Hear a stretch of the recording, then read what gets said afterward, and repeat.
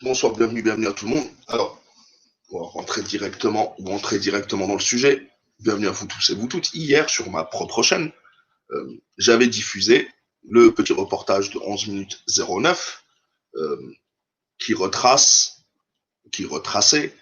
les exercices militaires que la NP a effectués dans la région de Tindouf, à nos frontières ouest. J'avais écrit comme titre Shengriha Tindouf envoie un message.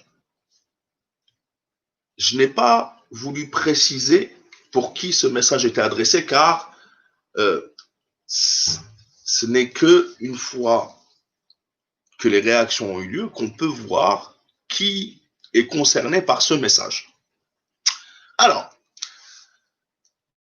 après ces exercices et la publication des images de ces exercices, voilà que nous avons en premier concerné le Marzen qui panique ou qui se sent visé et qui écrit le Maroc à nouveau dans le viseur de l'Algérie. Premièrement, c'est le régime du Marzen qui vient nous ramener Netanyahou et ses alliés, car il va prétendre qu'il a. Alors, je vais vous lire un petit peu le texte. On va lire juste ici et ça nous suffit. La présentation du texte. Le général de corps d'armée, Saïd Chengriha, qui vous fait tous trembler, chef d'état-major de l'armée nationale populaire, ANP, qui vous fait tous trembler, a affirmé la détermination des Algériens à mettre en échec tous les desseins hostiles à l'Algérie et à sécuriser toutes les frontières nationales, ciblant ainsi le Maroc. Pourtant, c'est un texte général. L'ANP et le chef d'état-major Chengriha effectuent dans toutes les régions d'Algérie des manœuvres et des exercices militaires, Est, Centre, Sud, Ouest, tout, toutes les régions sont concernées. Mais le Marzen, dès qu'on effectue un exercice à nos frontières ouest, c'est tout le Marzen qui tremble. Chengriha éternue et c'est Momo 6 qui a la grippe. Pour vous dire que ça leur fait vraiment peur. L'Algérie n'a pas digéré les derniers échanges de tirs entre le Royaume et le Polisario. Alors, il va falloir, c'est le journal Bladi.net, donc du Marzen, qui explique que l'Algérie n'a pas digéré les échanges de tirs entre le Royaume et le Front Polisario. Il va donc falloir dire ça à vos médias mensonges, et en particulier, je vise quelqu'un de particulier, un certain Sahrioni, qui est sur YouTube, et qui a fait un post aujourd'hui, hier, en expliquant qu'il n'y avait pas de tir, il n'y a aucun échange de tir entre le Front Polisario et le Marzen. Donc, Bladi reconnaît qu'il y a des batailles qui sont en train de se jouer dans le Sahara occidental. Donc, la panique les fait parler et donc sont protégés. Et la victoire diplomatique sur le Sahara. Victoire diplomatique. Vendre ton honneur, l'honneur de ton peuple, ton histoire, vendre ton pays, tes ressources, etc. pour une reconnaissance sur Twitter et Netanyahou qui vient chez toi, c'est une victoire diplomatique. C'est pour ça que vous êtes des perdants. 45 ans de victoire imaginaire et de défaites cinglantes et humiliantes, vous continuez là-dedans. Ce n'est qu'une défaite ce que vous avez fait. Je parle à Momo 6 directement. Nous, on n'a pas de super guerrier de l'espace avec qui on ne peut pas parler. Donc, Momo 6, tu montres ta faiblesse et tu as été chercher tes potes, Zama, pour nous impressionner, ce qui ne nous impressionne absolument pas. Bien au contraire, ça nous fait rigoler et ça justifie plein de choses, mais on ne va pas rentrer dans les détails. Donc voilà une première réaction, le Marzen, mais pas que. Nous avons aussi la France qui est concernée. Car quand on tape exercice de l'armée algérienne, on tombe sur différents articles. Il y a Biladi, Marzen, Le Figaro, la France, RFI. RFI, c'est l'État français. Radio France Internationale, c'est une radio publique. Il y a biladi.com encore. Et après, c'est le 19 juin 2020, c'est des trucs anciens. Mais il y a tous les articles presque, sauf quelques-uns, c'est des articles du Marzen et de la France. Et que dit la France, justement? Alors, Sarah, importante manœuvre algérienne à la frontière marocaine, et il répète un petit peu, on sait très très bien, oui, ils ont utilisé telles armes, telles armes. Alors, voilà. Pendant près d'un quart d'heure, la télévision a montré un exercice tactique à tir réel de missiles dans la dernière version du missile anti-char russe Kornet. Al-Hazm 2021 a mobilisé des chars, des véhicules tout-terrain, des hélicoptères Mi-28, des avions de combat Sukhoi Su-30 MKA, des appareils ravitailleurs Ilyushin IL-78 Midas. C'est l'armement non russe. En démonstration, c'est un message. L'armée algérienne a pour la première fois exhibé un avion américain de reconnaissance électronique Beechcraft 1900 MMS A Issa. À savoir si c'est vrai.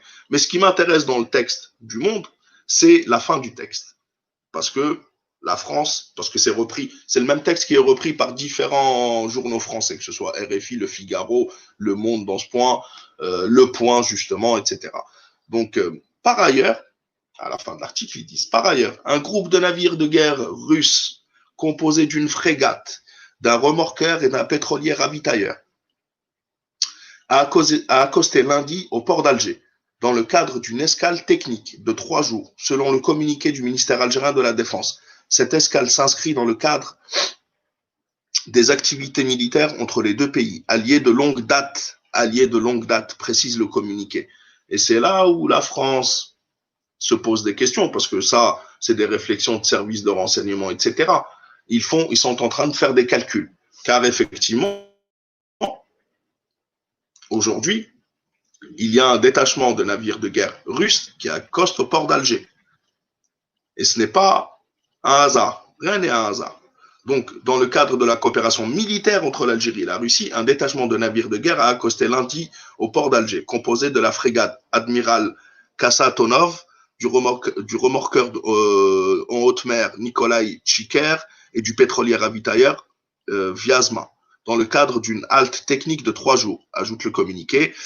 Cette halte s'inscrit dans le cadre des activités de coopération militaire entre les deux pays dans le domaine de la défense, visant à renforcer l'échange d'expertise entre nos forces navales et la marine russe, conclut le document. Mais il n'y a pas que cette information qui titille la France et ses alliés, car l'entité sioniste aussi a écrit. Je n'ai pas voulu chercher l'article, mais je suis tombé sur un article. L'entité sioniste aussi parle des exercices de l'ANP à nos frontières ouest. Donc, sur un magazine chinois, donc frenchchina.org.cn, c'est un journal officiel chinois, les forces terrestres russes participeront à 9 exercices internationaux en 2021. Il dit, les forces terrestres russes prévoient de participer à 9 exercices militaires avec des forces étrangères en 2021, rapporté vendredi le ministère russe de la Défense. La Russie prévoit d'organiser sur son territoire 6 exercices bilatéraux, c'est-à-dire à 2, respectivement avec l'Algérie, l'Inde, le Pakistan, le Laos, le Vietnam, le Sri Lanka, etc. Et d'autres. Donc, cette année, attendez-vous à avoir des exercices communs entre la Russie et l'Algérie. Et c'est un message, alors on pourra entrer dans les détails de quel message est envoyé aux Américains, quel message est envoyé aux Français, aux Marseillais, on le connaît tous, quel message on envoie au monde, chacun se fera son idée. En tous les cas, les manœuvres des uns et des autres, nous, on ne vendra pas notre pays. Vous savez, si la diplomatie, c'était de normaliser et donc de baisser le pantalon devant Netanyahou, ce serait tellement facile. Il n'y a rien de magique là-dedans. Si l'Algérie voulait normaliser et renoncer à ses principes, on renoncerait même au Sahara occidental dans ce cas-là. Et on serait le pays le plus chouchouté, et je pense qu'avec nos potentialités, on serait parmi les 20 puissances mondiales. Mais le but, c'est d'y arriver tout seul. Le but, c'est d'y arriver avec son idéologie et de ne pas baisser la tête. El-Mohim, voilà mes frères et sœurs, pour vous dire que quand l'ANP bouge, ça tremble de partout à travers le monde. Les gens font 1000 calculs. Donc, ça ne veut pas dire qu'on est super fort, ça veut dire que nous sommes visés. Donc, attention, restons vigilants, faisons attention à ce qui se passe, et surtout, soyons sûrs de nous et de nos forces. Salam alaikum wa rahmatullah, la patrie de la mort nous va. Merci beaucoup d'avoir suivi cette petite vidéo. On reviendra peut-être pour un live, peut-être ce soir, pour parler de ce qui se passe en Tunisie ou est-ce que ça induit ou ce qu'on peut tirer comme leçon en Algérie. Salam alaikum wa rahmatullahi, à la prochaine, Inch'Allah.